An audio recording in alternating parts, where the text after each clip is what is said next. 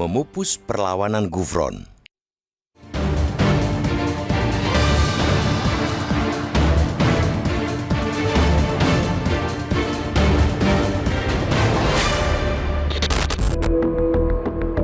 Kiranya tidak salah mengatakan bangsa ini sedang mengalami krisis etika.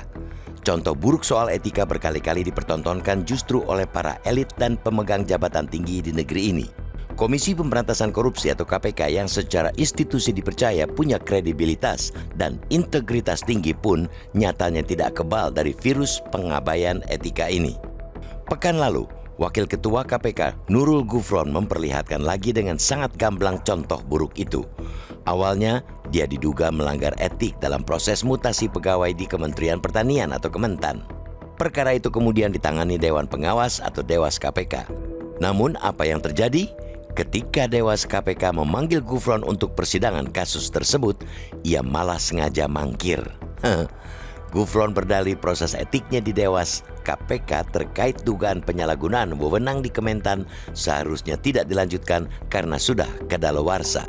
Selain itu, ia juga berkilah tidak datang memenuhi panggilan sidang etik karena ia juga tengah mengajukan gugatan terhadap Dewas KPK ke Pengadilan Tata Usaha Negara atau PT-UN dan mengajukan uji materi peraturan Dewas KPK ke Mahkamah Agung.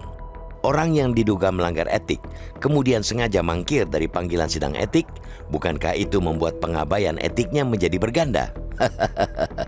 Ibarat orang berbohong, sekali dia berbohong akan selalu diikuti oleh kebohongan-kebohongan berikutnya. Gufron tak ubahnya seperti para terduga atau tersangka korupsi yang selama ini kerap menghindar dari panggilan KPK dengan beragam dalih. Disebut tak beralasan karena sesungguhnya gugatan ke PT-UN dan uji materi KMA tidak menggugurkan kewajiban Gufron menghadiri persidangan kode etik Dewas KPK. Tidak ada sisi positif dari tindakan mangkir yang dilakukan Gufron. Perlawanan dia terhadap Dewas KPK hanya semakin menambah coreng di wajah KPK yang pada periode ini memang sudah coreng-moreng. KPK yang dulu bagaikan lembaga berwibawa, tegas dan mendapat kepercayaan tinggi dari publik, belakangan berubah amburadul akibat ulah sejumlah pimpinan dan pegawai mereka yang tak memedulikan etika. Tindak dugaan pemerasan oleh Firly Bahuri saat menjabat Ketua KPK dalam penanganan kasus korupsi di Kementerian Pertanian menjadi perkara paling menghebohkan tahun lalu. Sepanjang KPK berdiri, belum ada pucuk pimpinan lembaga anti rasuah yang terjerat kasus rasuah. Sebelumnya, Komisioner KPK Lili Pintauli Siregar juga diduga melakukan pelanggaran etik terkait penerimaan fasilitas menonton MotoGP Mandalika pada 2022.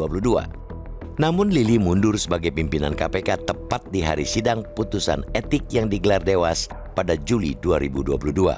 Ia memang lolos dari sanksi etik Dewas karena sidangnya tidak dilanjutkan, tetapi di mata publik ia tetap akan dicatat sebagai pelanggar etik. Lalu belakangan Dewas membongkar praktek pungutan liar atau pungli di rumah tahanan atau rutan KPK yang melibatkan sedikitnya 78 pegawai. Atas desakan publik, KPK akhirnya memecat 66 orang di antara mereka yang masih bekerja di instansi tersebut. Kini Gufron menambah daftar catatan buruk itu. Ia bahkan berani melawan Dewan Pengawas yang dulu didirikan salah satunya untuk mengawasi pelaksanaan tugas dan wewenang KPK.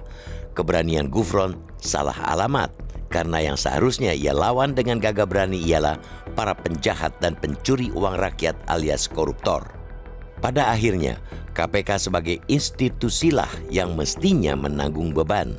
Lembaga itu harus diakui kini lebih menyerupai sapu kotor, bukan lagi sapu bersih.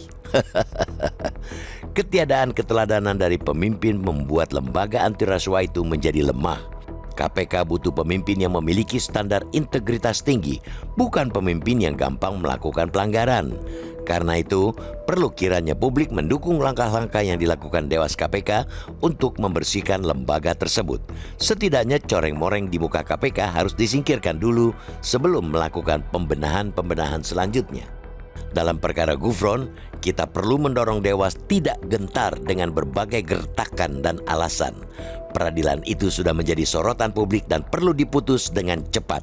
Sidang etik pada 14 Mei 2024 mendatang mesti jalan terus untuk memupus perlawanan Gufron. Bila perlu, gelar sidang in absentia jika ia memilih untuk kembali mangkir.